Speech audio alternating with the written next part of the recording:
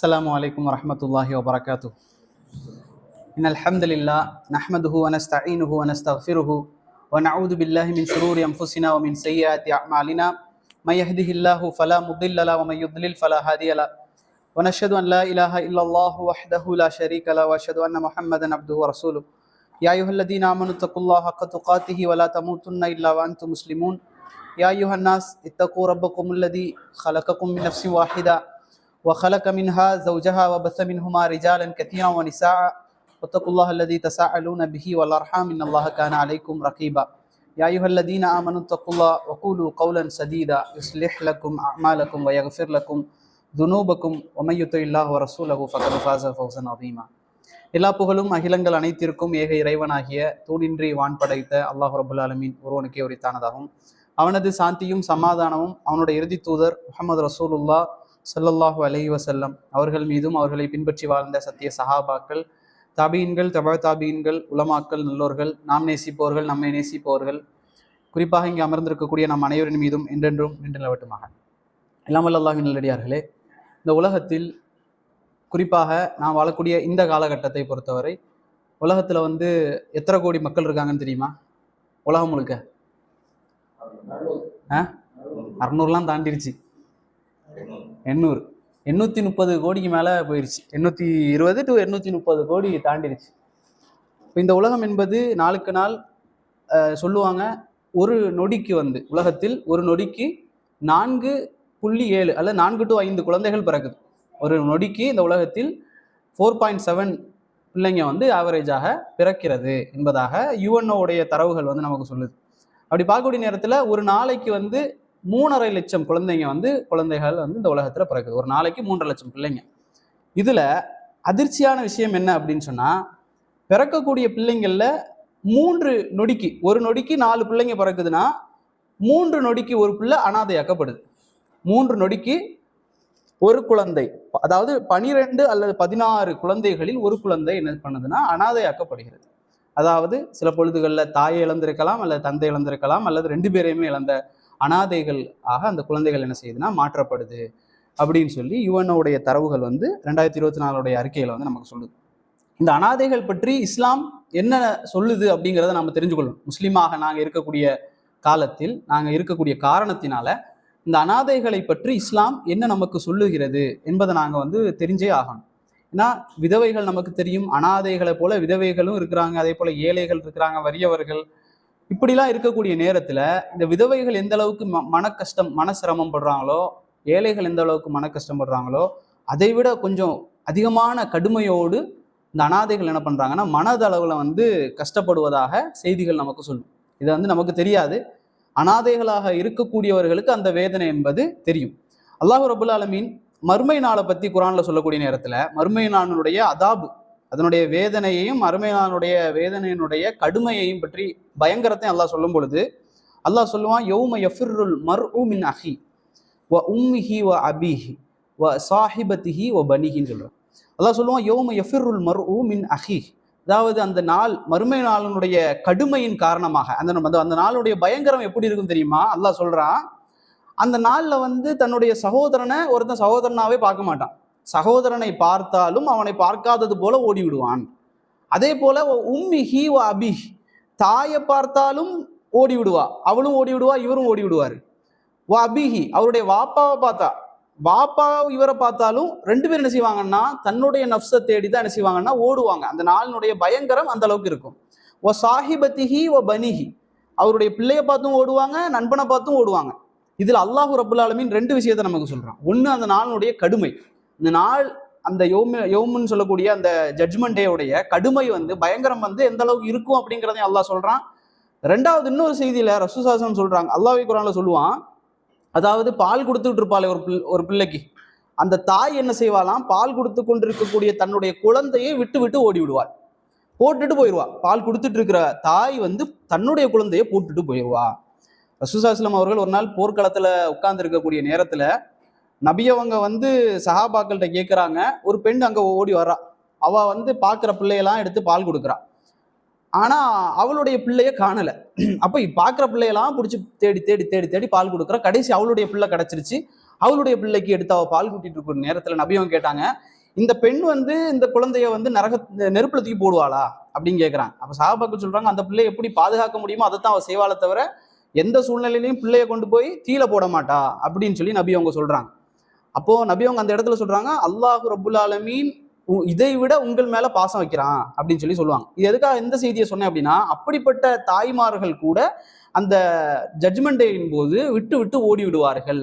இன்னொரு செய்தியில அல்லாஹ் ரப்புல் ஆலமீன் சொல்லுவான், கர்ப்பிச்சு அதாவது அந்த கர்ப்பம் தரித்துட்டு இருக்க அந்த பெண்மணி இருக்கிறாள், வயிற்றுல குழந்தை வச்சிருக்கிறவா, அந்த பயங்கரத்தின் காரணமாக அந்த பிள்ளைய வந்து பெற்றெடுத்து விடுவாள் அப்படின்னு சொல்லி வருது. இப்ப இந்த செய்திகள் எல்லாம் நீங்க பார்க்கக்கூடிய நேரத்துல நமக்கு ஒண்ணு தெளிவா தெரியுது. அல்லாஹ் ரப்புல் ஆலமீன் இங்க சொல்றது என்னன்னா, அந்த நாளுடைய பயங்கரத்தையும் சொல்றான், அந்த பாசத்தினுடைய பிணைப்பையும் அல்லாஹ் சொல்றான். பாச பிணைப்பு ஒரு தாய்க்கும் தந்தைக்கும், அதே போல மகனுக்கும் தந்தைக்கும், சகோதரனுக்கும் சகோதரிக்கும், நண்பனுக்கும் மத்தியில் இருக்கக்கூடிய பாச பிணைப்பு வந்து ரொம்ப பயங்கரமானது. அது பிரியக்கூடிய நாள் மறுமை நாள்ல தான், நடக்கக்கூடிய நேரத்துல தான் அப்படின்னு சொல்லி அல்லாஹ் ரப்புல் ஆலமீன் இங்க சொல்லி காட்டுறான்.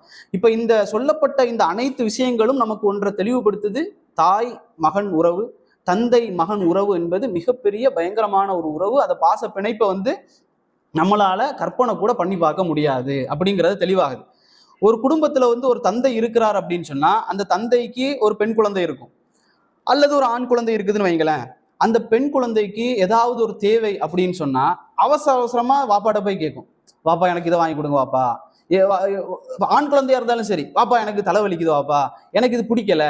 அதாவது ஒன்று வாங்கி தந்திருப்பாரு, அது பிடிக்கலன்னா கூட என்ன செய்வாங்க, எனக்கு இது பிடிக்கவே இல்லை, நீங்க வாங்கி தந்தீங்க, எனக்கு பிடிக்கவே இல்லை, எனக்கு வேற தாங்க அப்படின்னு சொல்லி அவசர அவசரமாக கேட்கக்கூடிய தன்மை வந்து அந்த குழந்தைக்கும் தந்தைக்கும் மத்தியில இருக்கும் அந்த உறவு.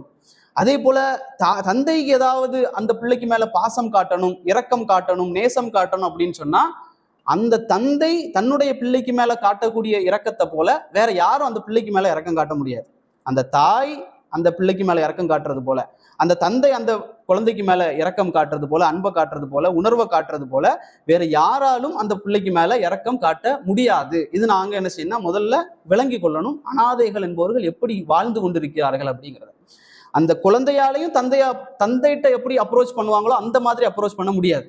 தந்தைகிட்ட எப்படி ஓப்பன் மைண்டடோட வேகமாக போய் கேட்பாங்களே, ஏதாச்சும் ஒன்று பிடிக்கலைனாலும் அல்லது தேவைனாலும் தன்னுடைய சொந்த தந்தை சொந்த தாயிட்ட கேட்கறத போல தந்தைக்கு நிகராக ஈடாக இருக்கக்கூடியவர் யாராக இருந்தாலும் சரி, அவர் எவ்வளவு பாசம் காட்ட முயற்சி பண்ணாலும் சரி, ஓரளவுக்கு காட்ட முடியுமே தவிர தந்தையுடைய அளவுக்கு யாராலையுமே காட்ட முடியாது. அது அனாதைகளாக இருக்கக்கூடியவர்களுக்கு மட்டும் தெரிந்த அந்த வழி.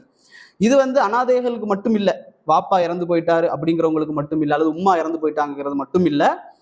வாப்பா உயிரோட இருந்தும் அவங்களோட வாழ முடியாம சில பேர் இருப்பாங்க. உம்மா உயிரோட இருக்கிறாங்க ஆனா அவங்களோட வாழ முடியல அப்படின்னு நிறைய பேர் இருக்காங்க. நிறைய காலகட்டங்கள்ல இருப்பாங்க. இஸ்லாத்துக்கு வந்தவங்க கூட இருப்பாங்க. உம்மா இருப்பாங்க, வாப்பா இருப்பாங்க, சந்திக்கவும் முடியாது, பேசவும் முடியாது, கூட வாழ முடியாது. அந்த வேதனை என்பது அவர்களுக்குத்தான் தெரியும். நமக்கு அது சொன்னாலும் என்ன செய்யாது, நமக்கு தெரியாது. அப்ப இந்த மாதிரி இருக்கக்கூடிய அனாதைகளை பற்றி இஸ்லாம் வந்து பேசினது மாதிரி வேற எந்த மதமாக இருந்தாலும் சரி, அரசாக இருந்தாலும் சரி, அரசாங்கமாக இருந்தாலும் சரி, எந்த புனித வேதங்களாக இருந்தாலும் சரி, இஸ்லாம் பேசிய அளவுக்கு எதுவுமே பேசியது இல்லை அப்படிங்கிறத நாங்க தெரிஞ்சுக்கொள்ளணும். நான் சொன்ன மாதிரி உலகத்துல 3 நொடிக்கு ஒரு குழந்தை வந்து அனாதையாக்கப்படுது. காரணம் அரசியல் சண்டைகள் அல்லது கலவரம் அல்லது நோய், இயற்கை சீற்றம் அல்லது போர், இது பல காரணங்களால அனாதைகளாக மாற்றப்படுது. இதுல நமக்கு வந்து எல்லா துறைகள்லயும் ஒரு முன்மாதிரி இருப்பாங்கல்ல. அப்ப அனாதைகள்ல நமக்கு யார் முன்மாதிரி தெரியுமா? ரசூல்லா தான்.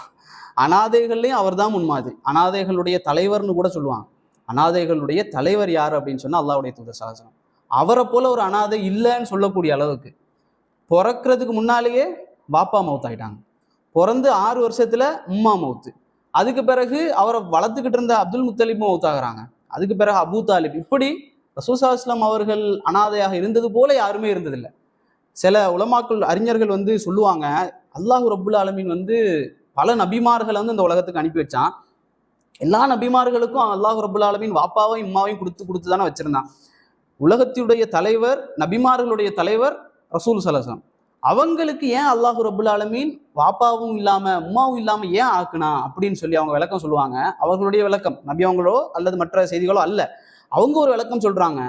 ஒரு தாய் வளர்த்திருந்தா அவர் தொடக்கூடிய உச்சம், அவர் தொடக்கூடிய அந்த பெருமையினுடைய அந்த தகுதிக்கு வந்து என்ன சொல்லுவாங்க அப்படின்னா, தாயினுடைய வளர்ப்பு தான் காரணம் அப்படின்னு சொல்லுவாங்க. அல்லது தந்தை வளர்த்திருந்தா தந்தையினுடைய வளர்ப்பினால் தான் இவர் இந்த உச்சத்தை தொட்டார், இந்த மாண்புகளை அவர் தொட்டார் என்பதாக அவர்கள் சொல்லுவார்கள். ஆனால் அல்லாஹ்வுடைய தூதர் ஸல்லல்லாஹு அலைஹி வஸல்லம் அவர்களுக்கு தாயும் அவரை வளர்த்தது கிடையாது, தந்தையும் வளர்த்தது கிடையாது. அவர் இந்த உச்சத்தை தொட்டதெல்லாம், மாண்புகளை தொட்டதெல்லாம், மனித குலத்துக்கு நபிமார்களுக்கெல்லாம் தலைவராக அவர் ஆகுவதற்கு அவரை சிறு வயதிலிருந்தே வளர்த்தெடுத்தது ரப்புல் ஆலமீன் தான். அல்லாஹு ரப்புல் ஆலமீன் தனியாக இருந்து அல்லாஹ்வுடைய தூதரை வளர்த்தெடுத்தான் அப்படின்னு சொல்லி விளக்கம் சொல்லுவாங்க. அல்லாஹ்வுடைய தூதருக்கு படித்து கொடுத்ததும் அல்லாஹ் தான், அவரை வளர்த்தெடுத்ததும் அல்லாஹு ரப்புல் ஆலமீன் தான். நமக்கு தெரிஞ்ச அந்த சூரா தான் அல்லாஹ் ரப்புல் ஆலமீன் சொல்லி காட்டுவான், அலம் யஜிதுக யதீமன் ஃபஆவா. அல்லாஹ் ரப்புல் ஆலமீன் சொல்லுவான், நீங்கள் அனாதையாக இருந்த நேரத்துல அல்லாஹ் தான் செஞ்சான், உங்களுக்கு இடம் கொடுத்தான், அல்லாஹ் தான் உங்களை தேர்ந்தெடுத்து இடம் கொடுத்தான். அலம் யஜிதுக யதீமன் ஃபஆவா வவஜதக ضالன் ஃபஹதா வவஜதக ஆயிலன் ஃபஅக்னா. தொடர்ந்து அல்லாஹ் என்ன சொல்லுவான், ஃபஅம்மல் யதீம ஃபலா தக்ஹர். அல்லாஹ் சொல்லுவான், அனாதைகள் விஷயத்துல நீங்க கடிந்து நடக்காதீங்க, அனாதைகளை நீங்கள் கடிந்து கொள்ளாதீர்கள், அவர்களுக்கு மேல கோவப்படாதீங்க, கோவமா பேசாதீங்க அனாதைகள் இடத்துல. அதுக்கு அடுத்தது அல்லாஹ் ரப்புல் ஆலமீன் சொல்லுவான், அம்ம சாயில ஃபலா தன்ஹர். யாசிப்பவங்களை நீங்க என்ன செய்யாதீங்க, விரட்டிராதீங்க. அம்மா பின்யாமத்தி ரப்பிக ஃபஹத்திஸ் என்பதாக அல்லாஹ் ரப்புல் ஆலமீன் சொல்லி முடிப்பான். அல்லாஹ் ரப்புல் ஆலமீன் தன்னுடைய தூதரையே என்ன செஞ்சிருக்கான்னா அனாதைகளுக்கு ஒரு முன்மாதிரியாக அல்லாஹ் ரப்புல் ஆலமீன் ஆக்கி வச்சிருக்கான். ஏன்னா இன்னைக்கு வந்து நிறைய அனாதைகளாக, அதாவது பாப்பா இல்லாமல் வளர்ந்தாலே அவன் எப்படிதான் வளருவான், ஒரு ஒழுக்கம் இல்லாத பையனாக தான் வளருவான் அப்படின்னு சொல்லுவாங்க. அதாவது அனாதைகள்னா என்னன்னு தெரியும் தானே, இஸ்லாமிய அடிப்படையில் அனாதைகள்னா யாரு, அனாதைன்னு யாரை சொல்லுவோம் சொல்லுங்க, தாய் இல்லாதவர். இஸ்லாமிய அடிப்படையை பொறுத்த வரைக்கும் அனாதை அப்படின்னு சொன்னா தந்தை இல்லாதவர். வாப்பா இல்லாட்டாலே அவர் அனாதை தான் இஸ்லாமிய அடிப்படையில. ஒருத்தருக்கு உம்மா இருக்கிறாங்க, வாப்பா மட்டும் மவுத்தாயிட்டாரு, வயசும் பெரிய வயசு இல்லை, சின்ன வயசு. பெரிய வயசுனா அனாதை கிடையாது, அவர் உழைச்சு சம்பாதிக்கிற வயசு வந்துருச்சுனாலே அவர் அனாதை கிடையாது. அவர் சின்ன வயசுல இருக்கிறாரு, உம்மா இருக்கிறாங்க, வாப்பா இல்லாவிட்டாலே அவர் அனாதை தான். இதான் இஸ்லாம் நமக்கு சொல்றது. இப்படி நம்ம சிந்திச்சு பார்த்தா நம்ம குடும்பத்துல நிறைய அனாதைகள் இருக்கும். நம்ம அந்த பார்வையில யோசிச்சிருக்க மாட்டோம். யார் வந்து தாய் தந்தை இல்லாம இருக்கிறாங்களோ அவங்க தான் அனாதை நம்ம நினைச்சிருப்போம். ஆனா தந்தை இல்ல, சின்ன பையனா இருக்கிறாரு அப்படின்னாலே என்னதான், அனாதை தான். அப்படி நம்ம குடும்பத்துல ஊர்ல நீங்க யோசிச்சு பார்த்தீங்கன்னா நிறைய பேர் நமக்கு கிடைப்பாங்க அனாதைகள் என்பதாக. இப்ப இதுல பாருங்க, அல்லாஹ்வுடைய தூதர் ஸல்லல்லாஹு அலைஹி வஸல்லம் அவர்கள் தாய் இல்லாம தந்தை இல்லாம வளர்றாங்க. அவர்கள் நமக்கு ஒரு முன்மாதிரி. சொல்லுவாங்க, யார் வந்து இந்த இஸ்லாம் சொல்றது யாருக்கு தந்தை இல்லையோ அவன் தான் அனாதை. ஆனா ஒரு சில அறிஞர்கள் வந்து, ஒரு கவிஞர் கூட சொல்லுவார் என்னன்னா, தந்தை இல்லாமல் இருக்கிறானே மௌத்தாகி, அவன் கூட அனாதை அல்ல, எவன் வந்து ஒழுக்கம் இல்லாமல் வளர்ந்து விட்டானோ தந்தை இருந்தும் அவனும் யார்தான், அனாதை தான் அப்படின்னு சொல்லுவான். எவன் ஒருவன் தந்தை உயிரோடு இருந்தும் ஒழுக்கம் இல்லாமல் கேடுகட்டு வாழ்ந்து கொண்டிருக்கிறானோ அவனும் அனாதை தான், வாப்பா இருந்தும் வாப்பா இல்லாதது போல என்பதாக கூட சொல்லுவார்கள். குர்ஆன்ல அல்லாஹ் ரப்புல் ஆலமீன் கிட்டத்தட்ட 20க்கும் மேற்பட்ட இடங்கள், 23 சொச்சம் இடங்கள்ல அனாதைகளை பத்தி அல்லாஹ் பேசுறான். அல்லாஹ் குர்ஆன்ல ஒரு முறை அனாதைகளை பத்தி பேசியிருந்தாலே அது ஒரு பெரிய விஷயம் தான். அல்லாஹ் எதை பேசினாலுமே ஒரு முறை பேசினாலே குர்ஆன்ல பேசியிருந்தால் அது ஒரு பெரிய விஷயமாகத்தான் பார்க்கப்படும். குர்ஆன்ல அல்லாஹ் ரப்புல் ஆலமீன் அனாதைகளை பத்தி 23 இடங்கள்ல பேசுறான். அவர்களுடைய சொத்துக்களை எப்படியெல்லாம் நீங்க பராமரிக்கணும், எப்படியெல்லாம் நீங்க கவனிச்சு கொள்ளணும் அப்படிங்கிறத பத்தி முழுக்க பேசுறான். சொத்துக்கள் விஷயத்துல, அனாதைகள் விஷயத்துல நீ கவனமா இருந்துக்கோ அப்படின்னு சொல்லி குர்ஆன்ல பல இடங்கள்ல அல்லாஹ் ரப்புல் ஆலமீன் பேசுறதை நாம பார்க்கலாம். அதுல நாம பார்க்கக்கூடிய நேரத்துல குர்ஆன்ல நிறைய விஷயங்கள் வருது, ஹதீஸ்லயும் வருது. இப்ப இந்த அனாதைகளுடைய விஷயத்துல நாங்க யோசிச்சு பார்க்கணும், நாங்க எப்படி அனாதைகளோட நடந்து கொள்றோம், குர்ஆன் சொன்ன அடிப்படையில நாங்க நடக்கிறோமா? சில இடங்கள்ல வந்து இந்த ஹோட்டலுக்கு வெளியெல்லாம் வந்து நிற்பாங்க. இங்க அப்படி இல்லை, நம்ம ஊர்கள்ல எல்லாம் ஹோட்டலுக்கு வெளியில ஒரு சின்ன பிள்ளைய வச்சுக்கிட்டு வந்து நிற்பாங்க, ஏதாவது சாப்பாடு கிடைக்குமா. பெரிய ஹோட்டலுக்கு பின்னால வந்து நின்றுட்டு இருப்பாங்க, சாப்பிட்டு எச்சி வச்ச சாப்பாடை கூட எடுத்துட்டு போறதுக்கு ரெடியா இருப்பாங்க. ஆனா அதை என்ன செய்வாங்க, பிச்சைக்காரன் இருக்கிறான் விரட்டி விட்டுன்னு சொல்லி அவங்களையும் விரட்டி விட்டுருவாங்க. அந்த மிச்சம் வைக்கிற சாப்பாடை கூட கொடுக்காத பல சூழ்நிலைகளை நாம் பார்க்கலாம். சூரத்துல் பக்கரால் அல்லாஹ் ரப்புல் ஆலமீன் 2வது அத்தியாயத்தினுடைய 177வது வசனத்தை அல்லாஹ் ரப்புல் ஆலமீன் சொல்லுவான். நீங்க வந்து முஸ்லிம்களை பார்த்து அல்லாஹ் பேசுவான். அதுல அல்லாஹ் சொல்லுவான், நீங்க கிழக்குக்கும் மேற்குக்கும் உங்களுடைய முகங்களை திருப்புறீங்கல்ல, நம்ம வந்து கிபிலாவை முன்னோக்குறோம் அப்படின்னு சொல்லிட்டு இபாதத் செய்ய போறேன், நான் தொழ போறேன் அப்படின்னு சொல்லி அங்க எங்கே கிபிலாவை தேடுவோமே, அல்லாஹ் ரப்புல் ஆலமீன் அதை சொல்றான். அல்லாஹ் சொல்றான், நீங்கள் உங்களுடைய முகங்களை கிழக்குக்கும் மேற்குக்கும் திருப்புவதனால நன்மைன்னு நீங்க நினைச்சிட வேண்டாம். நீங்க நான் தொழ போறேன், நான் வந்து கிபிலாவை கரெக்டா நிப்பேன் அப்படின்னு சொல்லி நீங்க கவனம் எடுக்கிறீங்களே, இதெல்லாம் நன்மைன்னு நீங்க நினைச்சிட வேண்டாம். தொழுகணும் உண்மைதான், ஆனா இதெல்லாம் நன்மை என்று நினைக்க வேண்டாம். உண்மையில் நன்மை என்பது எது தெரியுமா? அல்லாஹுவை நம்பி, அல்லாஹ் பட்டியல் போடுறான், அல்லாஹுவை நம்பி, அல்லாஹுடைய மறுமை நாளை நம்பி மலக்குமார்களை நம்பி, வேதங்களை நம்பி, அல்லாஹ் அனுப்பிய தூதர்களை, நபிமார்களை நம்பி, அதை தொடர்ந்து சொல்றான். சும்மா அல்லாஹ்வின் மீது வைத்த நேசத்தின் காரணமாக, நீங்க அல்லாஹ்வின் மேல ஒரு நேசம் வைப்பீங்களே, அல்லாஹ் விரும்புவீங்களே, அதன் காரணமாக உங்களுடைய நெருங்கிய உறவினர்களுக்கும், நல்லா கேளுங்க, உங்களுடைய நெருங்கிய உறவினர்களுக்கும் உங்களுடைய வாழ்வாதாரத்தை யார் கொடுக்கிறார்களோ, அதே போல எத்தாமா, அனாதைகளுக்கு யார் தங்களுடைய வாழ்வாதாரத்தை கொடுக்கிறார்களோ அவர்கள்தான் உண்மையான முஃமின்கள் என்பதாக அல்லாஹ் சொல்றான். அதுல தொடர்ந்து அந்த வசனத்திலே அல்லாஹ் ரப்பல் ஆலமீன் சொல்லுவான், அவர்கள்தான் ஈமான் கொண்டோம் என்று உண்மையாக சொன்னவர்கள். அல்லாஹ் எப்படி சொல்றான்? நாங்க ஈமான் கொண்டோம் நீங்க சொல்றீங்க, அங்க பார்த்து இங்க பார்த்து கிபிலாவை முன்னோக்கி தொழுறீங்கல்ல, இதெல்லாம் சரிதான். ஆனா நீங்க உங்களுடைய வாழ்வாதாரத்திலிருந்து உங்களுடைய நெருங்கிய உறவினர்கள் அனாதைகளாக இருந்தாலோ அல்லது மற்றவர்கள் அனாதைகளாக இருந்தார்களோ, அந்த எத்தீம்களுக்கு யார் கொடுக்கிறார்களோ வாழ்வாதாரத்துல, அவர்கள் தான் ஈமான் கொண்டோம் என்று உண்மையாக சொன்னவர்கள் அல்லாஹ் சொல்றான். மற்றவர்கள் எல்லாரும் யார்? பொய்யாக சொன்னவர்கள். தாடி வைத்திருந்தாலும் சரி, தொப்பி அணிந்திருந்தாலும் சரி, ஹஜ்ஜை நிறைவேற்றி இருந்தாலும் சரி, அல்ஹாஜியாக இருந்தாலும் சரி, அவர் ஒரு பைசா சதக்கா கொடுக்கல, எத்தீம்களுக்கு அவர் கொடுக்கல அப்படி என்று சொன்னால், உறவினர்கள்ல ஏழைகளுக்கு அவர் கொடுக்கவில்லை அப்படின்னு சொன்னா அவர் யாரு? அல்லாஹுடைய கூற்றுப்படி அவர் பொய் சொல்கிறார். அவர் உண்மையாக ஈமான் கொண்டோம் என்று சொல்லவில்லை, வாயளவுல ஈமான்னு சொல்றாரு, ஆனா அவர் உண்மையாக ஈமான் கொண்டவர் என்று அல்லாஹ் ரப்பல் ஆலமீன் ஏற்றுக்கொள்ளவில்லை. அல்லாஹ் ரப்பல் ஆலமீன் அதுல தொடர்ந்து சொல்லுவான், சூரத்துல் பக்ரால தான் 177ல, தமக்கு விருப்பமான பொருளை கொடுக்கணும். சும்மா எனக்கு இது தேவையில்லை, எனக்கு இந்த பைசா தேவையில்லை. சில பேர் அப்படித்தானே, இந்த பேங்க் அக்கௌண்ட்ல எக்ஸ்ட்ராவா வட்டி நிறைய காசு வருது, அதுக்கு எனக்கு சம்மந்தம் இல்லை, அதை நான் எடுத்து ஏழைகளுக்கும் இந்த அனாதைகளுக்கும் நான் கொடுக்க போறேன், ஆசிரமங்களுக்கும். இது இல்லை, இது அல்லாஹ் சொல்லல. அது என்ன பணம் அப்படின்னா, அது அழுக்கு பணம். அல்லாஹ் ரப்பல் ஆலமீன் அப்படித்தானே சொல்றான். வட்டி பணம் என்பது அது என்னன்னா அழுக்கு பணம். அந்த அழுக்கு பணத்தை உங்களுடைய தூய்மையான பணத்தோட சேர்க்காதீங்க, அதை நீங்க தர்மமாவும் கொடுக்காதீங்க. அழுக்கான பணத்தை அல்லாஹ் ரப்பல் ஆலமீன் சொல்றான், உங்களுக்கு விருப்பமான பணம் இருக்குதே, அந்த விருப்பமான பொருளை நீங்கள் அனாதைகளுக்கும் வறியவர்களுக்கும் வழிப்போக்கர்களுக்கும் யாசிப்பவர்களுக்கும் அடிமைகளை மீட்பதற்கும். இன்றைக்கு அடிமைகள் அப்படிங்கிறது இல்லை, ஒரு காலத்துல இருந்துச்சு. இஸ்லாம் நீங்க கேட்கக்கூடிய நேரத்துல அடிமைகளை இஸ்லாம் ஊக்குவிக்குது அப்படின்னு நினைச்சிடக்கூடாது. அடிமைகளை மீட்பதற்கு இஸ்லாம் இது செய்யுது அப்படின்னு சொல்லி, அடிமைகள் என்பவர்கள் நம்ம அந்த காலத்துல நினைக்கிறோம், அடிமையா போட்டு அவனை அடிச்சு துன்புறுத்தி இப்படித்தான் இஸ்லாம் வச்சுதா அப்படின்னா இல்ல. ஒரு அரசாங்கத்துக்கு எதிராக ஒரு கூட்டம் கிளம்பி வரக்கூடிய நேரத்துல எப்படி கிளம்பி வருவாங்கன்னா, ஆண்கள் பெண்கள் குழந்தைகள் அப்படின்னு சொல்லி கிளம்பி வருவாங்க. அப்படி வரவும் கூடாது. இஸ்லாத்துக்கு எதிராக அல்லது ஒரு அரசாங்கத்துக்கு எதிராக வரக்கூடிய நேரத்துல இஸ்லாம் என்ன செய்யணும்னா அவர்களை கைது பண்ணிடும். இந்த கைது பண்ணவர்களை எப்படி நடத்தணும் என்பதாக இஸ்லாம் என்ன செய்து ஒரு வழிமுறை எங்களுக்கு சொல்லுது. அதுல அடிமைகள் என்று இருப்பாங்க. அந்த அடிமைகளை எப்படி நம்ம நடத்தணும் என்பதை இஸ்லாம் எங்களுக்கு வழிகாட்டுது. இன்றைக்கு எப்படி நடத்துறாங்க? அடிமைங்கிற பேர் மட்டும்தான் இல்லை, ஆனா சிறையில போட்டு பண்ணக்கூடாத வேலைகளை எல்லாம் பண்ணுவாங்க. இஸ்லாம் என்ன சொல்லுது? இஸ்லாமிய வரலாற்றை நீங்க பாத்தீங்க அப்படின்னு சொன்னா, பல இமாம்கள், இமாம் நாஃபின்னு சொல்லப்படக்கூடியவர்கள், அதே போல அத்தா இப்னு அபி ரபாஹா என்று சொல்லப்படக்கூடியவர்கள், பிலால் ரதியல்லாஹு போன்றவர்கள், இப்படி எல்லாருமே அடிமைகளாக இருந்து பெரிய இமாம்களாக ஆனவர்கள். இஸ்லாத்துல அடிமையாக இருந்து பெரிய பெரிய இமாம்களாக ஆனவர்கள் தான் அவர்கள். யாருன்னா அடிமைகள். சரிங்களா? அப்போ நாங்க அடிமைகளை மீட்குவதற்கு இஸ்லாம் என்ன செய்யணும்? வலியுறுத்தும். எங்கெல்லாம் அடிமைகளை பத்தி பேசுமோ, எங்கெல்லாம் அல்லாஹ் நன்மையாக பேசுவானோ, அங்கெல்லாம் என்ன பேசுவான்னா, நீங்க என்ன செய்யுங்க? அடிமைகளை மீட்டெடுங்கள், அடிமைகளை மீட்பதற்கு நீங்கள் உதவி செய்யுங்கள், இப்படின்னே பேசுவான். சரிங்களா? அப்ப அந்த அடிப்படையில் அல்லாஹ் ரப்பல் ஆலமீன் சொல்றான், அனாதைகள், வறியவர்கள், வழிபோக்கர்கள், யாசிப்பவர்கள், அடிமைகளை மீட்பதற்காக உங்களுடைய பணத்தை செலவு செய்யுங்கள், இப்படி இந்த வரிசையை சொல்லிட்டு, இதற்கு பிறகுதான் அல்லாஹ் என்ன சொல்றான்னா, மேலும் நீங்க என்ன செய்யுங்க? சலா, தொழுகையை நிலைநிறுத்துங்கள், ஜகாத்தை கொடுங்கள், இதுதான் நற்செயல் அப்படின்னு சொல்றான். அல்லாஹ் ரப்பல் ஆலமீன் தொழுகைக்கும் ஜகாத்துக்கும் முன்னாலே என்ன செய்யறான்? இந்த ஏழை மக்களுக்கு நீங்க உதவி செய்யுங்க அப்படின்பதாக சூரத்துல் பக்ரால அல்லாஹ் ரப்பல் ஆலமீன் என்ன செய்யறான்னா சொல்லி காட்டுகின்றார். ஆனா இன்றைக்கு எங்களுக்கும் ஏழைகளுக்கும் சம்பந்தமே கிடையாது. நம்ம ஒரு காலத்துல நினைச்சிருப்போம், நாங்க அனாதைகளுக்கு உதவணும் அப்படிங்கிற ஒரு எண்ணம் இருந்திருக்கும், ஆசிரமங்களுக்கு செல்லணும், உதவணும் அப்படிங்கிற ஆசை இருந்திருக்குமே தவிர, கொஞ்ச காலம் போனதற்கு பிறகு அனாதைகள்னு ஒருத்தங்க இந்த உலகத்துல இருக்காங்களா, அந்த மைண்ட் செட்டே மாறி இருக்கும் நமக்கு. அப்ப அனாதைகளுக்கு உதவி செய்யறதா, அனாதைகளை பற்றி நாங்க என்ன செஞ்சது இல்லை அப்படின்னா யோசிச்சது கூட கிடையாது. அவங்க மேல நாங்க அனுதாபம் வேணா படுவோம். அனுதாபம் எப்படி படணும்னா, அவங்களுக்கு முன்னால படவே கூடாது. அனாதைகளாக ஒருத்தர் இருக்கிறார்னா கூட அவருக்கு முன்னால எங்களுடைய அனுதாபத்தை தெரிவிக்க கூடாது. இஸ்லாம் எங்களுக்கு அந்த வழிகாட்டலை தரவே இல்லை. எப்படி ஒருத்தர் அனாதையா இருக்கிறான்னா, பாவப்பட்ட பையன், அனாதை பையன் இப்படின்னு சொல்லி அவனுக்கு முன்னால பேசக்கூடாது. அவன் மனதளவுல உடைந்து விடக்கூடாது.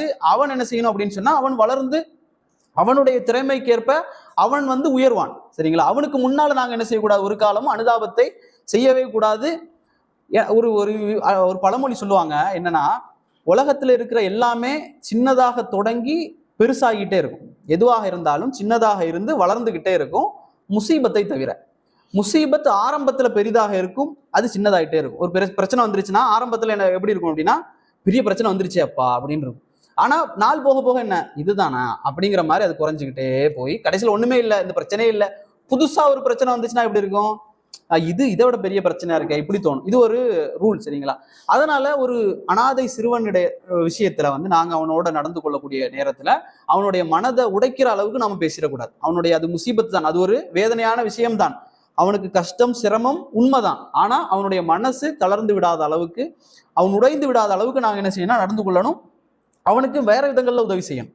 நேரடியாக அவனுக்கு அனுதாபத்தை தெரிவிக்கல அப்படின்னாலும் அவன் இல்லாத சமயத்துல மற்றவங்கள்கிட்ட அவனை பத்தி பேசணும். அவர் அனாத பையனா இருக்கிறாரு, அவருக்கு நம்ம எப்படி உதவி செய்யலாம், இந்த ஒரு முறையில உதவி செய்யலாமா இப்படின்னு சொல்லி நாம மற்றவங்க கிட்ட அவனை பத்தி அனுதாபமாக பேச வேண்டுமே தவிர, அவனிடத்தில் அனுதாபமா பேசி அவனுக்கு நாங்க நேரடியாக முகத்துக்கு நேர உதவி செஞ்சு அந்த உதவியின் மூலம் நம்ம தற்பெருமை தேடிவிடக்கூடாது. அவனுக்கு உதவி செஞ்சு அவன் ஒரு தெருவில் நடந்து வர்றான்னா அந்த தெருவில் நாமளும் போறது, அவன் ஒரு சலாம் சொன்னான்னா நமக்கு சந்தோஷம், நம்ம உதவி செஞ்சு வளர்ந்த பையன், அந்த சந்தோஷத்தை நம்ம ஒரு நாளும் எடுத்துடக்கூடாது. நான் செய்யறது எல்லாமே அல்லாஹ்வுக்காக. மறுமை நாள்ல அல்லாஹ் ரப்பல் ஆலமீன் இந்த விஷயத்துக்கு எனக்கு கூலி தருவானே தவிர அந்த பையனுக்கு நான் தான் உதவி செஞ்சேங்கிறது தெரியவே கூடாது என்பதாக தான் நாங்கள் என்ன செய்யணும்னா அவனுக்கு உதவி செய்யணும். அதே போல ரசூலுல்லாஹி ஸல்லல்லாஹு அலைஹி வஸல்லம் காலத்துல ஒரு சஹாபி நபியோட இடத்துல வந்தார், வந்து கேட்டார் அல்லாஹ்வுடைய தூதர் இடத்துல, யா ரசூலுல்லாஹ், எனக்கு வந்து கல்பு இருக்குல்ல, உள்ளம் வந்து ரொம்ப கடுமையா இருக்கு, யாரை பார்த்தாலும் இந்த இறக்கம்லாம் வர்றதே கிடையாது, ரொம்ப கடினமா இருக்கு, டைட்டா இருக்கு, இதுக்கு என்ன செய்யறது, இதுக்கு வந்து ஏதாவது வழி சொல்லுங்க நபியே அப்படின்னு சொல்லி வந்து கேட்கிறார். அப்ப அல்லாஹ்வுடைய தூதர் சொல்றாங்க, ரெண்டு விஷயம் சொன்னாங்க. ஒண்ணு சொன்னாங்க, ஏழைகளுக்கு நீ உணவளி அப்படின்னு சொன்னாங்க, ஏழைகளுக்கு சாப்பாடு கொடு. ரெண்டாவது என்ன செய், எத்தீமுடைய தலையை வந்து தடவி கொடு அப்படின்னு சொன்னாங்க. எத்தீமுடைய தலையை நீ தடவி கொடு அப்படின்னு சொல்லி நபி அவங்க சொன்னாங்க.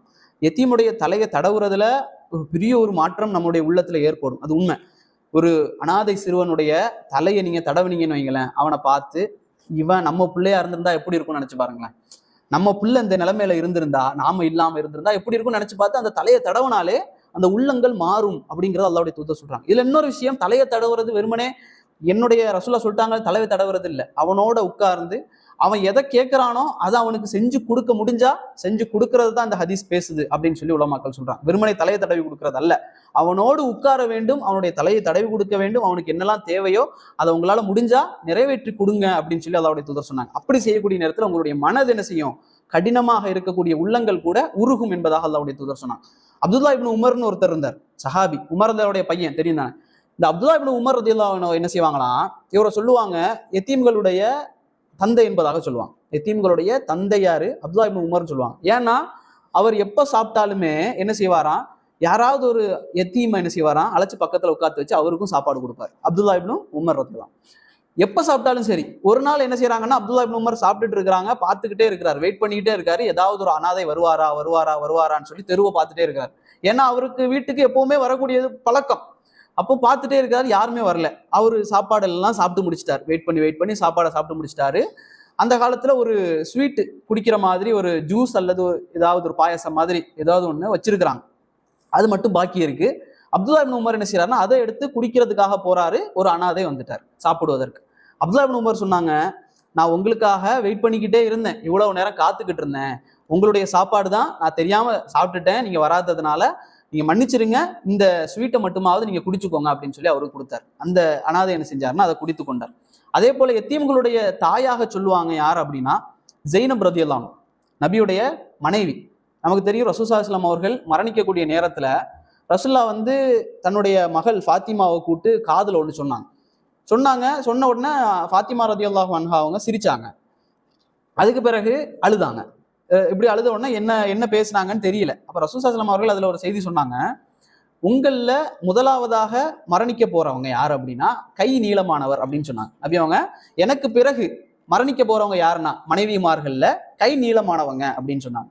அப்போ எல்லா மனைவிமார்களும் என்ன செஞ்சாங்கன்னா யாருக்கு கை நீளம் அப்படின்னு சொல்லி பார்த்தாங்க. ஆனா முதல்ல மரணிக்கிறாங்க ஜெய்னப் ரலியல்லாஹு அன்ஹா. ஜெய்னப் ரலியல்லாஹு அன்ஹா அவர்களுக்கு கை நீளம் இல்லை.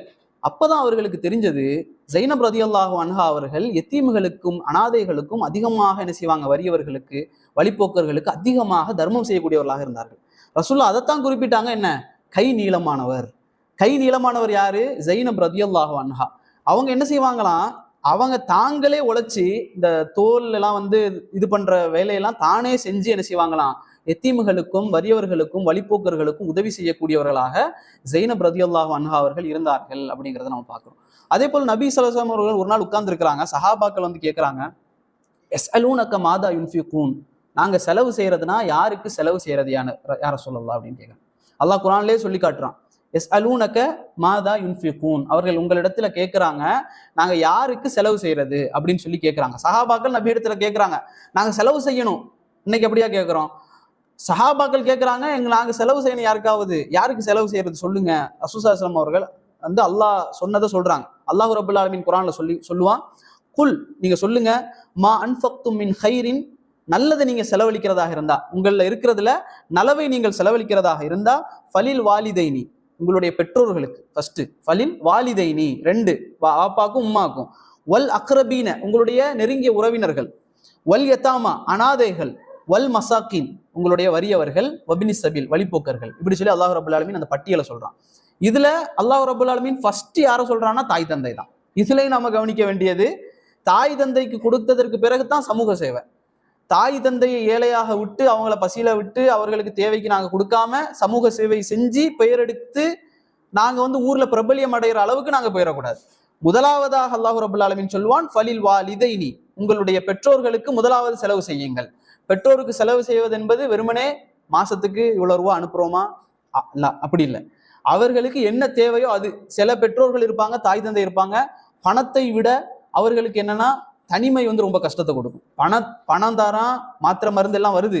ஆனா பையன் வந்து ஊருக்கு போய் லீவ்ல போய் உமா கிட்ட கொஞ்ச நேரம் உட்கார்ந்து இருப்பாருன்னு வைங்களேன், ஒரு 5 நிமிஷம் உமா கிட்ட உட்காருவார், 5 வருஷம் வேலை பார்ப்பாரு, பணம் எல்லாம் வருஷம் போயிட்டே இருக்கும், மாசம் மாசம். ஆனா லீவ்ல போய் உமா கிட்ட ஒரு 5 நிமிஷம் உட்கார்ந்தாருன்னா உமா பேசிக்கிட்டே இருப்பாங்க.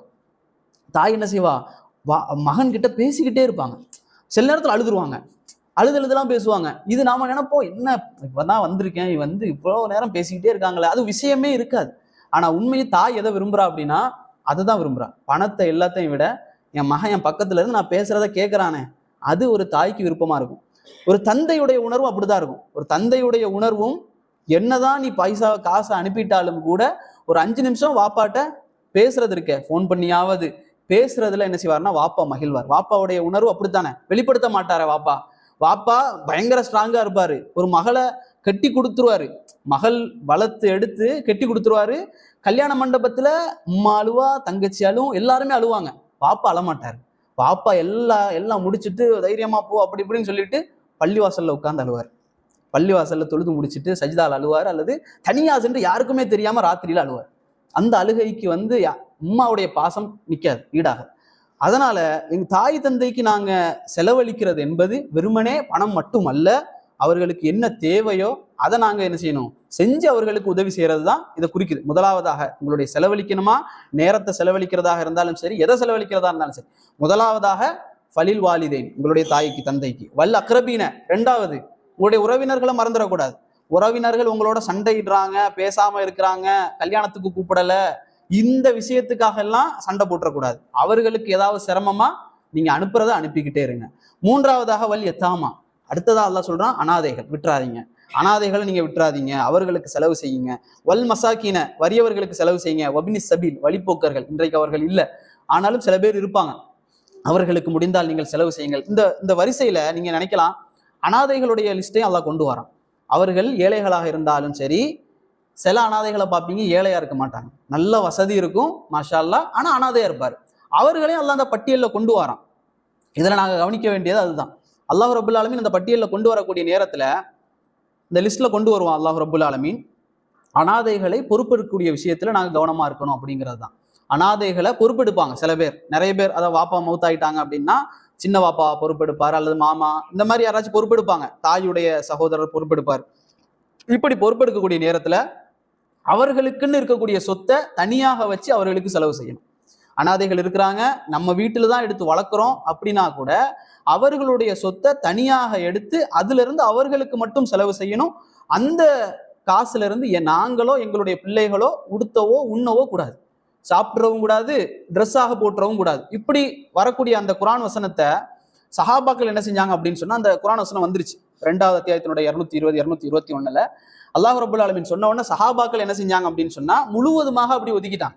அனாதைகளை எடுத்து வளர்ப்பாங்க, தன்னுடைய வீட்டுல தான் இருப்பாரு, சரிங்களா? அப்ப எடுத்த நேரத்துல இவங்களுக்கு தனி சாப்பாடு, தனி ட்ரெஸ், சஹாபாக்களுக்கு தனி சாப்பாடு, தனி ட்ரெஸ், இப்படி போயிட்டே இருந்துச்சு. இப்போ அனாதைகளுக்கு என்ன மனநிலை வந்துருச்சுன்னா, நம்மள அப்படியே ஒதுக்குறாங்களே அப்படிங்கிற ஒரு மனநிலை வந்துருச்சு. அல்லாஹ் ரப்பல் ஆலமீன் வசனத்தை இறக்குவான், அவங்க உங்களுடைய சகோதரர்கள் தான், நீங்க அவங்கள உங்களோட சேர்த்து வளர்க்குறீங்களா? அவர்கள் யார்? உங்களுடைய சகோதரர்கள் தான், நீங்க சேர்ந்தே இருங்க அப்படின்றான். அவங்களுக்கு கொடுக்குற சாப்பாடு நீங்களும் சாப்பிட்டு கொள்ளுங்க, அது பிரச்சனை இல்லை. ஆனா என்ன செஞ்சிடக்கூடாது? சுரண்டி விடக்கூடாது. உங்களுக்கு தேவைக்கு அதிகமாக அவரிடத்திலிருந்து சுரண்டி விடக்கூடாதுன்னு சொல்லி அல்லாஹ் ரப்பல் ஆலமீன் வசனத்தை இறக்குவான்.